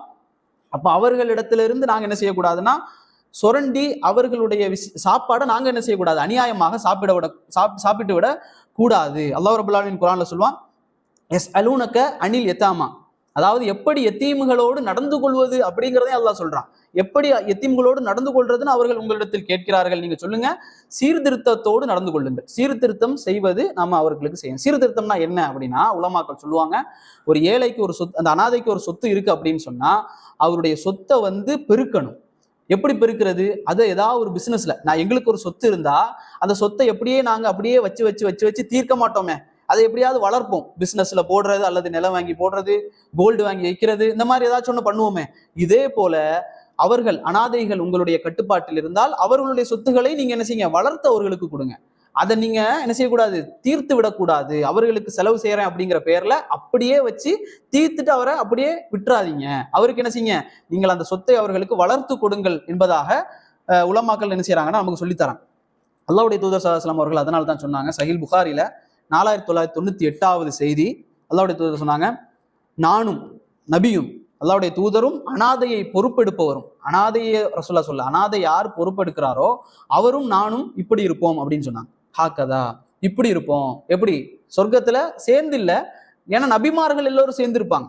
அந்த நிலைமைக்கு நாங்க போய்விட்டாலும் கூட கிட்டத்தட்ட நபியோடு இருக்கக்கூடிய ஒரு தகுதி யாருக்கு கிடைக்கும் அப்படின்னு சொன்னா, அனாதையை பொறுப்பெடுக்கக்கூடியவர்கள் அப்படின்னு நபி அவங்க சொல்றாங்க. இந்த பாக்கியம் நமக்கு கிடைக்குமா அப்படின்னு யோசிக்கலாம். ஏன்னா முன்னாடி ஒரு காலத்துல அனாதைகளை பொறுப்பெடுத்து வளர்ப்பாங்க வீட்டுல வச்சு. இன்றைக்கு அந்த ஸ்டைல் இல்லை. ஆனாலும் ஆசிரமங்கள் இருக்கு, ஆர்ஃபனேஜ்னு சொல்லக்கூடிய ஆசிரமங்கள் இருக்கு. இதுக்கு நாங்க மாசம் கொடுக்குறோம், அல்லது வருஷத்துக்கு ஒரு வாட்டி கொடுக்குறோம் அப்படின்னாலும் கூட அதுவும் என்னதான் இந்த ஹதீஸ்ல அடங்கும். அவரும் யார் தான்? பொறுப்பெடுப்பவர் தான். நான் மாசம் இந்த ஆர்ஃபனேஜுக்கு நான் இவ்வளவு காசு தர்றேன், வருஷத்துக்கு இவ்வளவு தர்றேன், அல்லது எப்போவாச்சாவது தர்றேன், பெருநாளைக்காவது தர்றேன் அப்படின்னு சொல்றாரு. இவரும் பொறுப்பெடுக்கக்கூடிய இந்த ஹதீஸ்ல வருவார். எப்படியாவது எங்களால முடிஞ்சதை ஏதாவது ஒரு ஆசிரமங்களுக்கு நாங்க என்ன செய்யணும்? கொடுப்பதற்கு முயற்சி பண்ணணும். ஆனா இந்த ஹதீஸ் நேரடியா சொல்றது அதைத்தான், யார் எடுத்து வீட்டுல வச்சு வளர்க்குறாரோ அவ்வளவு கஷ்டம். அது உண்மையாகவே ஒரு குழந்தைய தத்தெடுத்து வளர்க்கிறது கஷ்டம். தத்தெடுத்து வளர்க்கக்கூடிய நேரத்துல சட்டங்கள் இருக்கு. நாங்க உண்மையை சொல்லித்தான் வளர்க்கணும், அது வேற சட்டம். அதாவது நாங்க தந்தை இல்லை அப்படின்னா தந்தை இல்லைன்னு சொல்லியே தான் வளர்க்கணும். அவர்கிட்ட தாய் இல்லைன்னா தாய் இல்லைன்னு சொல்லியே தான் வளர்க்கணும். பெண் குழந்தை இருக்குதா, பெண் குழந்தை அஜ்னபி மஹரம் எப்படியோ அப்படித்தான் பேணணும். அவர் வயசு வந்துருச்சா அந்த பெண் அஜ்னபி மஹரமாக இருந்தால் அதைத்தான் பேணணும். இது தத்தெடுக்கக்கூடிய சட்டம், அது தனி. ஆனால் ஒருத்தர் இப்படி பொறுப்பெடுத்து வளர்க்கிறார் அப்படின்னு சொன்னா, ரசூலுல்லாஹி ஸல்லல்லாஹு அலைஹி வஸல்லம் அவர்கள் சொன்ன சிறப்பு, நானும் அனாதையும் அனாதை பொறுப்பெடுத்தவரும் இப்படி இருப்போம் அப்படின்னு சொல்லி சொன்னாங்க. இது ரசூலுல்லாஹி ஸல்லல்லாஹு அலைஹி வஸல்லம் காலத்துல ஹம்ஸா ரலியல்லாஹு அன்ஹு அவர்கள் உஹது யுத்தத்துல கொல்லப்பட்டாங்க. உங்களுக்கு தெரியும், உஹதுக்கு போனா ஹம்ஸா ரலியல்லாஹு அவர்களுடைய கபர்ஸ்தானம் இருக்கும். இந்த ஹம்ஸா ரலியல்லாஹு அவர்கள் கொல்லப்படக்கூடிய நேரத்துல அவர்களுக்கு ஒரு மகள் இருந்தா. அந்த மகள் அனாதையாக்கப்பட்டுட்டாங்க. பாப்பா மௌத்தாயிட்டாங்க, அம்மா மட்டும் தான் இருக்கிறாங்க. அப்ப ரசூலுல்லாஹி ஸல்லல்லாஹு அலைஹி வஸல்லம் அவர்கள் உம்ராலாம் முடிச்சு மதீனாவுக்கு அதுக்கு பிறகு மதீனால இருந்து மக்காவுக்கு போகிற நேரத்துல இந்த பிள்ளை என்ன செய்யுதுன்னா, அழுது வருது. சின்னப்பா அப்படின்னு சொல்லி வருது. நபி அவங்களுடைய கையை பிடிச்சிட்டே வருது. நபி அவங்க என்ன செஞ்சுட்டாங்கன்னா, கூட்டிட்டு போயிட்டாங்க மக்காவுக்கு. கூட்டு போயிட்டாங்க அந்த பிள்ளைய, வாப்பா இல்லை அப்படின்னு சொல்லி கூட்டு போயிட்டாங்க. அங்க போன உடனே அலி ரலியல்லாஹு அன்ஹு வர்றாங்க. அலி ரலியல்லாஹு அன்ஹு சொல்றாங்க, இது என்னுடைய சொந்தக்காரங்களுடைய பிள்ளை, இந்த பிள்ளையை நான் தான் பொறுப்பெடுப்பேன்றார். எப்படி சண்டை போடுறாரு அலி, நான் தான் பொறுப்பெடுப்பேன் அலி ரலியல்லாஹு. ஜாஃபர் ரலியல்லாஹு வர்றாங்க, அவருடைய சகோதரர் ஜாஃபர் ரலியல்லாஹு வர்றாங்க, சொல்றாங்க, இல்ல நான் தான் பொறுப்பெடுப்பேன் அப்படின்னு சொல்றாரு. என்னுடைய சின்னப்பாவுடைய பையன் பிள்ளை, அவளை நான் தான் பொறுப்பெடுப்பேன் அப்படின்னு சொல்றாரு. மூணாவதா ரசூலுல்லாஹி ஸல்லல்லாஹு அலைஹி வஸல்லம் இருந்த ஸெயித் ரலியல்லாஹு இருக்காங்களே, ஸெயிதும் ஹம்ஸாவும் யாருன்னா இந்த சகோதரர்கள். இந்த முஹாஜிர் அன்சாரிகள் சேர்ற நேரத்துல நபி அவங்க சகோதரத்துவம் பண்ணி வச்ச ஸெயிது ஹம்ஸா. ஸெயித் ரலியல்லாஹு சொல்றாங்க, நான் தான் பொறுப்பெடுப்பேன் இந்த பிள்ளைய, என்னோட வீட்டிலேயே வளர்ந்த பிள்ளை அப்படின்னு சொல்றாங்க. அப்ப ரசூலுல்லாஹி ஸல்லல்லாஹு அலைஹி வஸல்லம் அவர்கள் யோசிச்சு பார்த்துட்டு, ஜாஃபர் ரதியல்லாஹு இடத்துல ஒப்படைக்கிறான் இந்த பிள்ளை. ஏன் அப்படின்னா ஜாஃபர் ரதியல்லாஹுடைய மனைவி வந்து யார் அப்படின்னா இந்த பிள்ளையுடைய உம்மாவுடைய தங்கச்சி. இந்த பிள்ளை இருக்குல்ல, இந்த பிள்ளையுடைய உம்மாவோட தங்கச்சியை தான் ஜாஃபர் ரதியல்லாஹு அவர்கள் திருமணம் முடிச்சிருக்காங்க. நபி அவங்க சொன்னாங்க, இந்த சின்னம்மா எப்படி அப்படின்னு சொன்னா உம்மாவை போல அப்படின்னு சொன்னாங்க. ஒரு பெண்ணுடைய உம்மாவுடைய தங்கச்சி என்போல் தாயை போல தான் அப்படின்னு சொன்னாங்க. அதனால ஜாஃபர் ரதியல்லாஹு இடத்துல நபி அவங்க ஒப்படைச்சாங்க. மற்ற 2 பேருக்கு சொன்னாங்க, உங்களுக்கு அவளை வளர்த்த கூலி உங்களுக்கு அல்லாஹ் ரப்பல் ஆலமீன் தருவான். எதுக்கு? நீயத்துக்கு. அவளை வளர்ப்பேன்னு நினைச்சு நீயத்து வச்சிங்கல்ல, அந்த நீயத்துக்கு அல்லாஹ் தருவான்னு சொல்லி ரசூலுல்லாஹி ஸல்லல்லாஹு அலைஹி வஸல்லம் சொன்னாங்க. இந்த சம்பவங்களை பார்த்தீங்க அப்படின்னு சொன்னா சஹாபாக்களுடைய காலத்துல வந்து அனாதைகளை பொறுப்பெடுக்கிற விஷயத்துல வந்து போட்டி போட்டு. இன்னொரு செய்தி சொல்லுவாங்க, அப்துல்லா இப்னு அப்பாஸ் ரலியல்லாஹு அவர்களும் இப்படித்தான் அனாதைகளுடைய விஷயத்துல வந்து நிறைய தானம் செய்யக்கூடியவளா இருப்பாங்க. ஒருத்தர் வந்தாரு அப்துல்லா இப்னு அப்பாஸ் ரலியல்லாஹு இடத்துல, எனக்கு இந்த மாதிரி நான் அனாதையாக இருக்கிறேன், எனக்கு வந்து வசதி இல்லைன்னு சொல்லக்கூடிய நேரத்துல கிட்டத்தட்ட 100 தினார் அல்லது திர்ஹம் கொடுக்குறாரு அப்துல்லா இப்னு அப்பாஸ். அப்ப அவர் சொன்னாரு, அப்துல்லா இப்னு அப்பாஸ் தொடர்ந்து சொன்னாங்க, நான் வந்து வசதி இல்லாம இருக்கிற நேரத்துல நீங்க வந்துட்டீங்க, இல்லாம வசதியான நேரத்துல வந்தீங்கன்னா நான் நிறைய தந்திருப்பேன் அப்படின்னாரு. அவர் இவர் சொன்னாரு, இதுவே பெருசு, நீங்க இப்ப தந்ததே என்ன பெரிய ஒரு விஷயம், நீங்க இந்த அளவுக்கு தர வேண்டிய அவசியம் இல்லை அப்படின்னு சொல்லி அவர் என்ன செய்யறாருன்னா பாராட்டிட்டு போறாரு. அதாவது ஒரு பேர் எனக்கு மறந்துடுச்சு, கவிதை பாடுவாங்க அரபுகள், அவர் அதுல ஒரு பேர் வரும், அவர் தான் யாருன்னா இந்த தானம் செய்யறதுல வந்து நல்ல தானம் செய்யக்கூடியவர் அப்படின்னு சொல்லி. அப்போ இந்த மனிதர் சொன்னாரு அப்துல்லா இப்னு அப்பாஸ்ட்ட, அவர் பிறக்கிறதுக்கு 1 நிமிஷத்துக்கு முன்னால நீங்க பிறந்திருந்தா உங்களைத்தான் எல்லாரும் என்ன சொல்லியிருப்பாங்கன்னா தானத்தினுடைய வள்ளலே அப்படின்னு சொல்லி உங்களை போட்டிருப்பாங்க அப்படின்னு சொல்லி சொன்னாங்க. அதே போல இவர்களுடைய அனாதைகளுடைய விஷயத்துல வந்து அவர்களுக்கு அநியாயம் செய்யறது வந்து மிகப்பெரிய குற்றம், 7 பெரும்பாவங்கள்ல ஒன்றாக அல்லாஹ்வுடைய தூதர் சொன்னாங்க. சூரத்து நிசால 6வது வசனத்துல அல்லாஹ் ரப்பல் ஆலமீன் சொல்றான், அனாதைகளை நீங்க பொறுப்பெடுத்து வளர்க்கக்கூடிய நேரத்துல அவர்கள் பருவ வயதை அடைந்து விட்டால், ஒரு பருவ வயதை அடைஞ்சு அவங்க பெரியவங்க ஆயிட்டாங்க, தங்களுடைய சொத்துக்களை தாங்களே பார்த்து கொள்வாங்க, சுமக்க முடியும் அப்படிங்கிற நிலைமை அவர்களுக்கு வந்து விட்டது, தகுதி இருக்குது அப்படின்னு நீங்க உணர்ந்தீங்க அப்படின்னா சொத்தை கொடுத்துருங்க. நீங்க வச்சுக்கிட்டு இருக்காதீங்க, அவரையும் அவருடைய சொத்தையும் நீங்க வச்சுட்டு இருக்காதீங்க, அவருக்கு சொத்தை கொடுத்துருங்க. பெரியவன் ஆகிவிட்டால் நீங்க அதை செய்யாம அவசர அவசரமாக என்ன செஞ்சிடாதீங்க, தீத்துறாதீங்க. அவன் பெரியவன் ஆயிட்டான், இனிமே அந்த சொத்து நமக்கும் கிடைக்காது அப்படிங்கிற ஸ்பீடுல என்ன செஞ்சிடாதீங்க. அல்லாஹ்வே சொல்றான், அவசர அவசரமாக தின்று விடாதீர்கள் அல்லாஹ் சொல்றான், சாப்பிட்டு தீத்துறாதீங்க அப்படின்னு சொல்லி அல்லாஹ் ரப்பல் ஆலமீன் குர்ஆன்ல சொல்லி காட்டுறான். அப்போ உங்கள்கிட்ட வசதி இருந்தனா, அல்லாஹ்வே தொடர்ந்து சொல்றான், உங்ககிட்ட வசதி இருக்கு, அவர்கிட்ட சொத்து இருக்கு அப்படின்னு சொன்னா அவருடைய சொத்துல இருந்து எதையுமே நீங்க எடுக்காதீங்க. அல்லது நீங்க வசதி குறைஞ்சவரா இருக்கிறீங்க, ஏழையா இருக்கிறீங்க, பொறுப்பெடுத்து பிள்ளைங்களை நீங்க வளர்க்குறீங்க, அனாதைகளை பொறுப்பெடுத்து வளர்க்குறீங்க, அதுதான் உங்களுடைய முழு நேர பணியாக இருக்குது, வேற வருமானம் எதுவுமே இல்லை அப்படின்னு சொன்னா உங்களுக்கு தேவையான அளவுக்கு நீங்க என்ன செஞ்சு கொள்ளுங்க, அதுல இருந்து சாப்பிட்டு கொள்ளுங்கள்னு சொல்லி அல்லாஹ் ரப்பல் குர்ஆன்ல தெளிவா என்னெல்லாம் பண்ணுனா என்னென்ன பண்ணணும் என்பதாக தெளிவாக முழுசா சொல்லிட்டு அல்லாஹ் ரப்பல் ஆலமீன் கடைசியாக அல்லாஹ் ரப்பல் ஆலமீன் சொல்லுவான், நீங்க எதுக்காக எடுக்கிறீங்க எதுக்காக எடுக்கல என்பதை அல்லாஹ் அறிந்தவன் அப்படின்னு சொல்லி. எப்படி நீங்க எந்த அளவுக்கு எடுக்கிறீங்க, எந்த அளவுக்கு தேவைக்கு அதிகமாக எடுக்கிறீங்க என்பதை அல்லாஹ் அறிவான் என்பதாக சொல்லி அல்லாஹ் ரப்பல் ஆலமீன் அந்த வசனத்தை என்ன செய்வான் அப்படின்னா முடிப்பான். இன்னொரு வசனத்துல பாருங்க, அல்லாஹ் ரப்பல் ஆலமீன் சொல்லுவான், அவர்களுக்கு மத்தியில் நேர்மையாக இது உங்களுக்கு தெரிஞ்ச வசனம் தான், அடிக்கடி கேட்கறது, அவர்களுக்கு மத்தியில் நேர்மையாக நடக்க முடியாது என்று நீங்கள் பயந்தால், அஞ்சினால் பெண்களை நீங்கள் 2-2ஆகவோ 3-3ஆகவோ 4-4ஆகவோ திருமணம் முடித்துக் கொள்ளுங்கள். இதுதான் நமக்கு எல்லாருக்கும் பிரபல்யமான ஒரு வசனம், 4 பெண்களை திருமணம் முடிக்கலாம்னு வரக்கூடிய அந்த வசனம். இந்த வசனம் எதுக்காக அல்லாஹ் ரப்பல் ஆலமீன் இறக்கினான் அப்படின்னு சொன்னா, 4 பெண்களை நீங்க திருமணம் முடிங்க அப்படிங்கிறதுக்காக மட்டும் அல்ல. ஆயிஷா ரதியல்லாஹு அன்ஹா வந்து அந்த சபபுன் நுசூல் சொல்லக்கூடிய அந்த குர்ஆன் அருளப்பட்ட வசனத்தினுடைய நோக்கத்தை ஆயிஷா ரதியா சொல்லுவாங்க. சஹீஹ் புகாரில 4846 ஆயிஷா ரதியா சொல்றாங்க, பழங்காலத்துல வந்து எப்படி இருந்துச்சு அப்படின்னு சொன்னா, இந்த அஜ்னபி மஹரம்லாம் பேணிட்டு தான் இருந்தாங்க, குழந்தைகளை அனாதைகளை தத்தெடுத்து வளர்ப்பாங்க. அப்போ அவர்களுக்கு என்னன்னா நிறைய சொத்து இருக்கும், ஆனா அழகு இருக்காது. ஆனா என்ன செய்வார்னா இவர் திருமணம் முடிப்பார். எதற்காக? அந்த சொத்துக்காக. ஏன்னா அஜ்னபி மஹரம் இல்லை, அவர் வந்து ஆனா ஒரு மஹரமான பெண் கிடையாது. அப்ப இவர் என்ன செய்வாரு, திருமணம் முடிப்பாரு. இது முன்னாடி இருந்துச்சு, இப்போ முடிச்சாலும் அது ஹராம் இல்லை. ரசூல் ஸல்லல்லாஹு அலைஹி வஸல்லம் அவர்கள் ஸெய்த் ரலியல்லாஹுடைய மனைவியை திருமணம் முடிச்சாங்கல்ல, தலாக் விட்ட உடனே, அது உங்களுக்கு தெரிஞ்சது தானே. ரசூல் ஸல்லல்லாஹு அலைஹி வஸல்லம் ஒரு பையனை போலே வளர்றாரு ஸெய்த். அப்போ மக்கள்லாம் பேசுறாங்க, ஸெய்த் இப்னு முஹம்மத் அப்படின்னு பேசக்கூடிய அளவுக்கு ஸெய்த் யாருன்னா நபிக்கு பையனை போலேயே வளர்றாரு. அப்போ ஸெய்த் வந்து தலாக் விடுறாரு மனைவிய. அப்ப அந்த மனைவிய ரசூல்லா வாப்பா போல, அப்போ முடிக்க முடியுமா? முடியாது. நபி அவங்க என்ன செய்யறாங்கன்னா தடுமாறுறாங்க. அல்லாஹ் கட்டளை போட்டுட்டான், நீங்க அவளை திருமணம் முடிக்கணும் அப்படின்னு சொல்லி. ஏன்னா ஊருடைய வழக்கம் எப்படி, முடிக்க கூடாது அப்படிங்கிற வழக்கம். அல்லாஹ் கட்டளை போட்டுட்டா நீங்க முடிச்சிருங்க அப்படின்னு சொல்லி. நபிக்கு வந்து மனசுல அப்படியே பாரமா இருக்கு, எப்படி முடிக்க முடியும், ஊர் வழக்கம் இது அப்படின்னு சொல்லி அல்லாஹ் கண்டிச்சு வசனத்தை இறக்கி அல்லாஹ் என்ன செஞ்சான், நபியை வந்து முடிக்க வச்சான். அவரு உங்களுடைய பிள்ளை கிடையாது ஜெயித், அதனால அவருடைய மனைவியும் உங்களுக்கு யாரு, மகரம் இல்லை அப்படிங்கிறதுக்காகவே அல்லாஹ் ரப்பல் ஆலமீன் முடிக்க வச்சான். அப்ப இந்த மாதிரி பழங்காலத்துல வந்து என்ன செய்யறாங்க, ரசூலுல்லாஹ்வுடைய காலத்துல அவர் அழகு குறைவாக இருந்தாலும் சரி, இப்படி இருக்கக்கூடிய நேரத்துல திருமணம் முடிச்சிருவாங்க. திருமணம் முடிச்சுட்டு என்ன செய்வாங்களாம், ஆயிஷா ரலியல்லாஹு சொல்றாங்க, மகர் கொடுக்க மாட்டாங்க. மகர் என்ன செய்ய மாட்டாங்க, பெண்ணிட்ட வந்து எவ்வளவு மகர் வேணும்லாம் கேட்கறதே கிடையாது. ஏன்னா அனாதை தானே, நான் தானே பொறுப்பெடுத்து வளர்க்குறேன், நீ என்ன மகர் கேட்கிற, அந்த அளவுக்கு. அப்ப இந்த மாதிரி இருக்கிற நேரத்துல அல்லாஹ் ரப்புல் ஆலமீன் இந்த வசனத்தை இறக்குனா, உங்களுக்கு நேர்மையாக அவர்களோட இந்த மாதிரி இருக்கிறீங்களே, மகர் கேட்க விட மாட்டேன், இந்த மாதிரிலாம் நீங்க சொல்றீங்களே, சொத்துக்காகலாம் திருமணம் முடிக்கிறீங்களே, இப்படி நீங்க வந்து பண்றதுக்கு பதிலா வேற பெண்கள் இருக்கிறாங்களே, உங்களுக்கு அனாதையாக இல்லாத பெண்கள், அவங்கள நீங்க 2 முடிச்சுக்கோங்க, 3 முடிச்சுக்கோங்க, 4 முடிச்சுக்கோங்க, பிரச்சனையே கிடையாது. 4 பெண்கள் வரைக்கும் திருமணம் முடிச்சுக்கோ, அனாதை பெண்களை அநியாயமா நீ திருமணம் முடிச்சிடாத என்பதாக அல்லாஹ் ரப்புல் ஆலமீன் இந்த வசனத்தை இறக்கினான்னு சொல்லி ஆயிஷா ரலியல்லாஹு அன்ஹா அவர்கள் சொல்கிறார்கள். இது வந்து 4வது வசனத்துல 127வது வசனம். அல்லாஹ்வும் அதே சொல்றான். ஆயிஷா எதெல்லாம் சொன்னாங்களோ இதே செய்திகளை அல்லாஹ் ரப்புல் ஆலமீனும் அந்த 127வது வசனத்துல இதே சொல்லி காட்டுவான். என்ன, அநியாயமாக நீங்க திருமணம் முடிக்காதீங்க அப்படி சொத்துக்காக என்பதாக. இது பெண்ணுக்கு மட்டுமல்ல, ஆணுக்கும் தான். ஆண் சொத்துள்ளவராக இருப்பா, பொறுப்பெடுக்கிறவர் என்ன செய்வார்னா தன்னுடைய மகளை வந்து திருமணம் முடிச்சு கொடுத்துருவார்.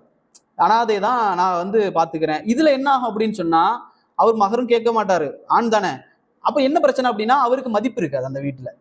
அந்த கணவனாக இருக்கிறவர் வந்து கணவன் மாப்பிள்ளை அப்படின்னு சொல்லி ஒரு மரியாதை இருக்குமே, அந்த மரியாதை அந்த அனாதை ஆணுக்கு வந்து இல்லாமல் போய்விடும். அதுவும் நாம் என்ன செய்யக்கூடாது என்பதாக அல்லாஹ் ரப்புல் ஆலமீன் சொல்லி காட்டுகின்றான்.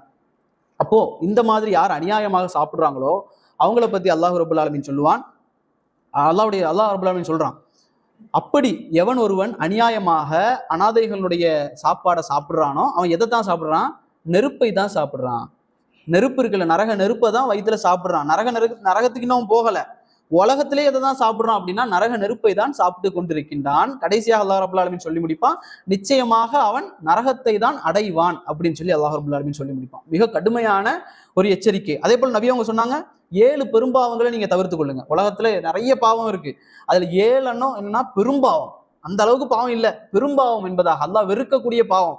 அந்த 7 பெரும்பாவத்துல முதலாவதாக இணை வைப்பு, ஷிர்க் வருது. அதே போல சிஹர், சூனியம் செய்வது வருது.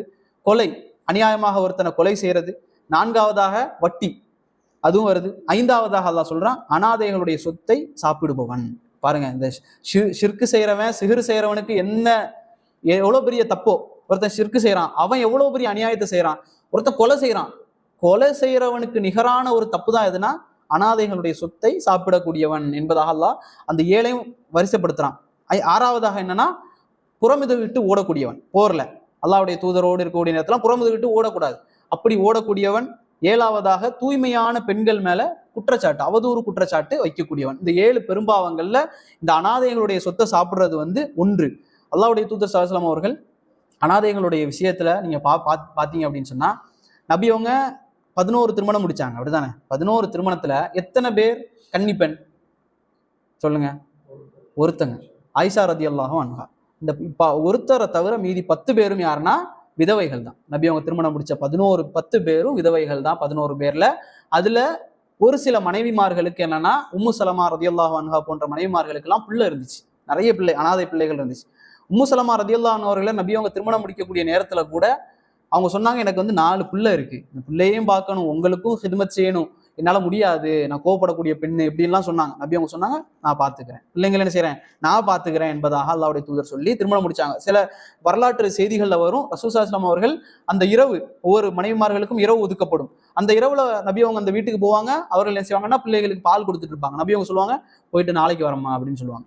அந்த அளவுக்கு அல்லாஹ்வுடைய தூதர் ஸல்லல்லாஹு அலைஹி வஸல்லம் அவர்கள் சொல்லுவாங்க, 11 திருமணத்தை வந்து இந்த இறை தூதர் முடிச்சிருக்கிறாரு, முடிச்சதுக்கான காரணம் என்ன அப்படிங்கிறத சிந்திச்சு பார்க்கணும்.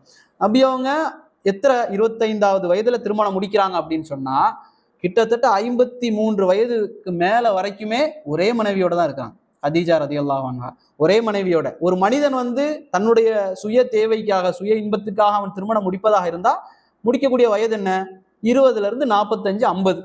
இதை தாண்டி ஒருத்தன் முடிப்பானா? அல்லாஹ்வுடைய தூதர் அந்த வயசுல எல்லாம் ஒரே மனைவி, அதுவும் யாரு, விதவை பெண், வயதுல கூடிய பெண், ஹதீஜா ரதியல்லாஹு அன்ஹா அவர்களோடே வாழ்ந்தாங்க. அதுக்கு பிறகு நபி அவர்கள் திருமணம் செய்த எல்லாருமே யார் அப்படின்னு சொன்னா விதவைகள். அவர்களுக்கு வாழ்க்கையை கொடுக்க வேண்டும், அவர்களுடைய பிள்ளைகள் அனாதைகளாக ஆகிவிடக் கூடாது என்பதற்காக அல்லாஹ்வுடைய தூதர் ஸல்லல்லாஹு அலைஹி வஸல்லம் அவர்கள் என்ன செஞ்சாங்க, இந்த வேலையை செஞ்சாங்க. இதுல நமக்கு தெரியணும், அனாதைகள் மனதளவுல தளர்ந்து விடக்கூடாது அப்படின்னு சொன்னதுக்கான காரணம் நீங்க பாப்பீங்க, இமாம் ஷாஃபி ரஹிமஹுல்லா இவங்க யாருன்னா உம்மா இருக்கிறாங்க, வாப்பா இல்லை, அனாதை தான். நான் சொல்லக்கூடிய இமாம் ஷாஃபி, இமாம் அஹ்மத் இப்னு ஹம்பல், இமாம் மாலிக், பெரிய பெரிய இமாம்கள், இமாம் மாலிக் ரஹிமஹுல்லா, அதே போல இமாம் புகாரி, சஹீல் புகாரியுடைய இமாம் புகாரி, சுஃபியான சௌரி போன்ற பெரும் இமாம்கள் எல்லாரும் யார் அப்படின்னு சொன்னா தந்தை இல்லாமல் வளர்ந்த ஆலிம்கள், பெரிய பெரிய உலமாக்கள். இவர்கள் யார் தான்? அனாதைகள் தான். இப்போ ஒரு அனாதை என்பவர் என்ன செய்யக்கூடாது அப்படின்னு சொன்னா நம்பிக்கை இழந்து விடக்கூடாது. குரான்ல 107வது அத்தியாயத்தினுடைய வசனங்கள் உங்களுக்கு தெரிஞ்ச வசனங்கள் தான். அல்லாஹ் ரப்பல் ஆலமீன் சொல்லுவான், அரஐத்தல்லதி யுகத்திபு பித்தீன். எல்லாரும் தெரிஞ்சது தானே, அரஐத்தல்லதி யுகத்திபு பித்தீன். என்ன அர்த்தம்? அல்லாஹ் கேட்கிறான், மறுமை நாள பொய்ன்னு ஒருத்தன் சொல்றான், அவனை நீ பார்த்திருக்கிறியா அப்படின்னு கேட்கிறான். மறுமை நாள்லாம் ஒண்ணுமே கிடையாதுப்பா இப்படின்னு ஒருத்தன் சொல்றான், அவனை நீ பார்த்திருக்கிறியா அப்படின்னு சொல்லி அல்லாஹ் ஆரம்பிக்கிறான். அரஐத்தல்லதி யுகத்திபு பித்தீன் ஃபதாலிகல்லதி யதுல் யதீம். அல்லாஹ் என்ன சொல்றான்? அனாதையை அவன் விரட்டுவான். யார் அவன்? மறுமை நாள ஒருத்தன் பொய்ன்னு எவனுமே சொல்ல மாட்டான். முஸ்லீம் அப்படித்தானே, மறுமை நாள்னு ஒன்று இல்லை அப்படின்னு எவனும் சொல்ல மாட்டான். ஆனா அவன் எப்படி சொல்றான் தெரியுமா? எவன்லாம் அனாதைகளை விரட்டுகிறானோ அவன் என்னதான் சொல்றான்? சொல்லாம மறுமை நாள் இல்ல, அரஐத்தல்லதி யுகத்திபு பித்தீன் ஃபதாலிகல்லதி யதுல் யதீம் வலா யஹுத்து அலா துஆமில் மிஸ்கீன். அவன் மிஸ்கீன்களுக்கு உணவளிப்பதற்கு தூண்டவும் மாட்டான். ஒருத்தர் உணவு கொடுக்க போனாலும் என்ன செய்வாரு? அவனுக்கெல்லாம் கொடுக்காத அப்படின்றவர். அவனும் கொடுக்க மாட்டான், கொடுப்பதற்கு தூண்டவும் மாட்டான். அதற்கு பிறகுதான் என்ன வசனம் வருது? நம்ம அடிக்கடி யூஸ் பண்றது, ஃபவைலுன் லில் முஸல்லீன், தொழுகையாளிகளுக்கு கேடுதான். அப்படிதானே? ஃபவைலுன் லில் முஸல்லீன் அல்லதீனஹும் அன் ஸலாத்திஹிம் சாஹூன் அப்படின்னு நமக்கு தெரிஞ்ச வசனம் எல்லாம் ஃபவைலுன் லில் முஸல்லீன், தொழுக மாட்டீங்களா, தொழுங்க, சரியா தொழுங்க, இதை பத்தியே பேசிட்டு இருக்கோம். அதுக்கு முந்தின 3 வசனமும் மிக முக்கியமான வசனம். அரஐத்தல்லதி, மறுமை நாளை பொய்ப்பித்தவனை நீ பார்த்திருக்கிறியா? அனாதைகளை விரட்டக்கூடியவன் தான் அவன், மிஸ்கீன்களுக்கு சாப்பாடு போடாதவன் தான் அவன் என்பதாக அல்லாஹ் ரப்பல் ஆலமீன் சொல்லுவான். அப்ப அந்த மாதிரி பாவிகளாக நாங்கள் என்ன செஞ்சிடக்கூடாது, மாறிவிடக்கூடாது. எங்களால் முடிந்த அளவுக்கு ஏதாவது ஒரு ஆசிரமங்களுக்கு எங்களால் முடிந்த தொகை மாசத்திற்கோ அல்லது வருடத்திற்கு ஒரு முறையோ, நிறைய ஆசிரமங்கள் இருக்கு, முஸ்லிம்களால் நடத்தப்படுவதாக இருந்தாலும் சரி, முஸ்லீம் அல்லாதவர்களால் நடத்தப்படுறதாக இருந்தாலும் சரி, ரெண்டுக்குமே நாங்கள் என்ன செய்யணும்? உதவி செய்யணும். 2 பேருக்குமே எங்களால் முடிந்த உதவியை, முஸ்லீம் நிறுவனத்துக்கு மட்டும்தான் நான் கொடுப்பேன் இப்படி இருக்கக்கூடாது. அனாதைகள் என்பவர்கள் யாராக இருந்தாலும் அனாதைகள் தான். அவர்கள் யாராக இருந்தாலும் என்ன செய்யணும்? மதரசாக்கு, பள்ளிவாசலுக்கு, மிம்பருக்கு, அந்த குபாவுக்கு இப்படி நாங்கள் செலவழிக்கிறதை விட, அலங்கரிக்கிறதுக்கு, பள்ளி அலங்கரிக்கிறதுக்கு செலவழிப்பதை விட, ஆதரவற்ற முதியோர் இல்லம் அல்லது அனாதை இல்லங்கள் போன்றவற்றுக்கு எங்களால் முடிஞ்ச தொகை என்ன செய்யணும்? அல்லாவுக்காக. அல்லாஹ் அனாதைகளை பத்தி இவ்வளவு பேசுறான். மஸ்ஜிதை கட்டுறது நன்மை. யார் ஒருத்தர் இந்த உலகத்தில் அல்லாவுக்காக ஒரு பள்ளிவாசலை கட்டுறாரோ, அல்லாஹ் ரப்பல் ஆலமீன் அவருக்காக ஒரு வீட்டை மறுமையில ஜன்னத்துல கட்டுவான் அப்படிங்கிறதுக்காக நாங்கள் கொடுக்குறோம், உண்மை. ஆனா அதே போன்ற ஒரு பெரிய ஒரு நன்மை தான் என்ன அப்படின்னு சொன்னா, அனாதைகளை பராமரிப்பது, அல்லாஹ் அனாதைகளை பொறுப்பெடுப்பது, அவர்களுக்கு முடிந்தவளுக்கு நாங்கள் எங்களால் முடிஞ்ச உதவிகளை செய்யறது. இன்ஷா அல்லாஹ் எங்களால் முடிந்தவரை ஏதாவது ஒரு உதவியை, ஏதாவது ஒரு என்ன சொல்றது, அனாதை ஆசிரமங்களுக்கு கொடுத்து உதவ வேண்டும். அல்லாஹ் ரப்பல் ஆலமீன் அந்த மாதிரி ஒரு நல்ல புரிதலை நமக்கு ஏற்படுத்துவானாக. அனாதைகள் அல்லாத ஒரு சூழலை அல்லாஹ் ரப்பல் ஆலமீன் நம் நாட்டிலும் நம்முடைய குடும்பத்திலும் அல்லாஹ் ரப்பல் ஆலமீன் ஏற்படுத்துவானாக. சுப்ஹானக அல்லாஹும்ம பிஹம்திக அஷ்ஹது அன் லா இலாஹா இல்லா அன்த அஸ்தக்ஃபிருக வ அத்தூபு இலைக். ஆமா, அதை சொல்லுங்க, எனக்கு மறந்துச்சு. என்ன ஹதீஸ் அது? ஓகே ஓகே, சரி சரி. ஆமா, ரசூலுல்லாஹ் சொன்னாங்க, ஒரு 2 தொழுகை அதாவது ஃபர்லான தொழுகையையும் சுன்னத்தான தொழுகையும் சேர்க்க வேண்டாம் அப்படின்னு சொல்லி இவங்க சொன்னாங்க. அதாவது ஃபர்லான தொழுகை தொழுதுட்டா எப்படி சேர்க்கறது? நம்ம சேர்க்க முடியாது. சேர்க்கறதுனா என்ன அப்படின்னா, நீங்க ஃபர்லான தொழுகை தொழுதுட்டீங்க, அந்த இடத்துலயே எந்திரிச்சு நின்று சுன்னத்தான தொழுகை தொழக்கூடாது, அதுதான் சேர்க்கறது. இதுக்கு நடுவில் என்ன செய்யணும் அப்படின்னு சொன்னா, ஃபர்லு தொழுது முடிச்சுட்டா கொஞ்ச நேரம் திக்ரு செய்யணும், அதுக்கார்களில் ஈடுபடணும். கொஞ்ச நேரம் ஈடுபட்டு ஒரு கேப்பை உண்டாக்கணும், அதுதான் விஷயம். திக்ருகள், அதுக்கார்கள் கொஞ்ச நேரம் செஞ்சுக்கிட்டு அதுக்கு பிறகு எந்திரிச்சு தொழுகணும். அல்லது பக்கத்துல இருக்கிறவருக்கு சலாம் சொல்லிடணும், அதுவும் பிரிக்கிறது தான். பக்கத்துல இருக்கிறவருக்கு சலாம் சொல்லிட்டீங்க, என்ன தொழுக முடிஞ்சிருச்சு, பிரிச்சுட்டீங்க, அந்த இடத்துலனாலும் தொழுதுக்கலாம். அல்லது இதெல்லாமே நீங்க செய்ய மாட்டீங்க அப்படின்னு சொன்னா என்ன செஞ்சிடணும்? இடத்த மாத்திரணும். நீங்க தொழுத இடத்துல இருந்து இன்னொரு இடத்துக்கு மாறி அந்த இடத்துல தொழுது. அது எதுக்கு அப்படின்னா, நாம தொழுத இடங்கள் எல்லாம் நமக்கு சாட்சி சொல்லும். தொழுத இடங்கள் எல்லாம் மறுமை நாள நமக்கு சாட்சி சொல்லும். அப்படிங்கிறதுனால ஃபர்து தொழுதுறதுக்கு ஒரு இடத்த நீங்க தொழுதுட்டு இருக்கீங்க, தொழுது முடிச்சதுக்கு பிறகு சுன்னத் தொழக்கூடிய நேரத்துல கொஞ்சம் முன்னுக்கு போயோ அல்லது சைட்ல போயோ தொழக்கூடிய நேரத்துல பிரிச்சதாகவும் ஆகும். அதே போல நமக்கு அந்த இடத்துல தொழுததாகவும் அது ஆகும். அதான் அந்த சந்தேகம். ரெண்டாவது எது பாய்? ஆமா, ஜமாத்தா தான் தொழுவணும், தனியா இல்லை. ஜமாத்தை நம்ம தனியா ஒரு ஜமாத்து வச்சு தொழுதுக்கலாம். பள்ளிவாசல்ல ஒரு தொழுகை முடிஞ்சிருச்சு அப்படின்னா வீட்டுல தொழுதுக்கலாம். பள்ளிவாசல்ல தனியா நம்ம ஒரு ஜமாத் வச்சு தொழுதுக்கலாம். அதாவது துல்ஹஜ் வந்து ஆரம்பிக்க போகுது இன்ஷா அல்லாஹ். துல்ஹஜ் முதல் 10 நாள் வந்து ரொம்ப முக்கியமானது, அல்லாஹ்வுக்கு விருப்பமானது, எல்லாருக்கும் தெரிஞ்சதுதான் நினைக்கிறேன். முதல் 10 நாளுடைய சிறப்பு வந்து சொல்லுவாங்க, அல்லாஹ்வுக்கு வந்து இந்த துல்ஹஜுடைய முதல் 10 நாள் வந்து மற்ற எந்த நாள்ல செய்யற அமலை விட இந்த 10 நாள்ல செய்யற அமல் அல்லாஹ்வுக்கு விருப்பமானது. ரமலானும் உட்பட அப்படிதான் வருது.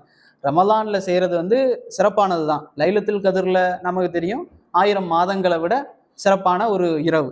ஆனா நாட்கள்ல சிறப்பானது எது அப்படின்னு சொன்னா இந்த துல்ஹஜுடைய முதல் 10. இதுல செய்யக்கூடிய எந்த நன்மையா இருந்தாலும் சரி, நோன்பா இருந்தாலும் சரி, தொழுகையா இருந்தாலும் சரி, திக்ரா இருந்தாலும் சரி, சதக்கா எதுவா இருந்தாலும் சரி, இந்த நாள்ல செய்யக்கூடிய நன்மை வந்து அல்லாஹ்வுக்கு விருப்பமானது. சஹாபாக்கள் கேட்குறாங்க, இது வந்து ஜிஹாதை விடைக்குமா அப்படின்னு கேட்குறாங்க. ஆனா சஹாபாக்கள் அந்த ஃபிக்கு அறிவு இருந்துச்சு. என்னன்னா இஸ்லாத்திலேயே பெரிய கடமை, அதாவது பெரிய ஒரு அமல் என்ன அப்படின்னா அல்லாஹ்வுடைய பாதையில போராடுவது, ஜிஹாத் செய்வது. இதை விடவுமா அப்படின்னு சொல்லி சஹாபாக்கள் கேட்குறாங்க. நபி அவங்க சொல்றாங்க, ஆமா, ஜிஹாது செய்வதை விட இந்த துல்ஹஜ் 10ல செய்யக்கூடிய எந்த நன்மை, 2 ரக்கா தொழுகையா இருந்தாலும் சரி, ஜிஹாதை விட சிறந்தது. ஒரு ஒரு ஒரு ரியால் சதக்கா செய்றீங்களா, ஜிஹாதை விட சிறந்தது தான்.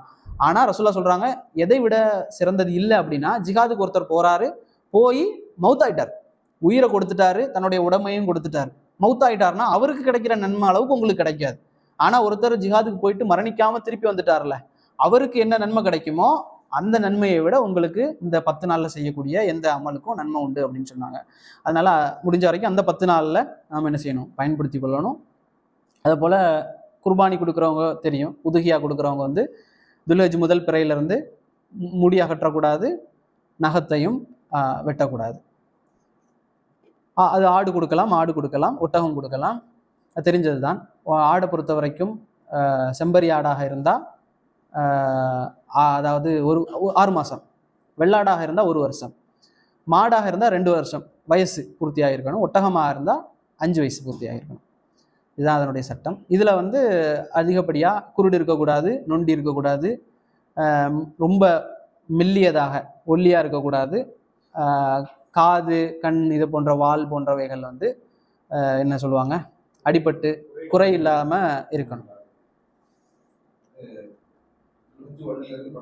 ஆமா, துல்ஹஜ் 1 பெற பார்த்ததுல இருந்து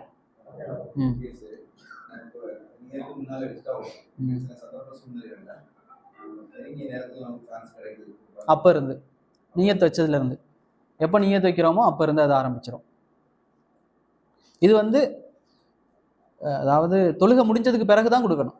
நோன்பு பெருநாளுடைய அது என்ன ஃபித்ரா வந்து தொழுகைக்கு முன்னால கொடுக்கணும். இது வந்து தொழுகைக்கு பிறகுதான் கொடுக்கணும். தொழுகைக்கு முன்னால ஒருத்தர் கொடுத்துட்டார் அப்படின்னா அவர் இன்னொரு வாட்டி கொடுக்கணும்னு நபி அவங்க சொன்னாங்க. தொழுகைக்கு முன்னால கொடுத்தா அது உதிகாவாக கருதப்படாது, தொழுகைக்கு பிறகுதான் கொடுக்கணும். அதே போல அந்த 13வது பிறைக்கு முன்னால, இந்த 10 ஆரம்பிச்சு 11, 12, 13க்குள்ள அவர் என்ன செய்யணும், கொடுத்துருக்கணும். அல்லாஹ் ஆலம். எது பாய்? 15 16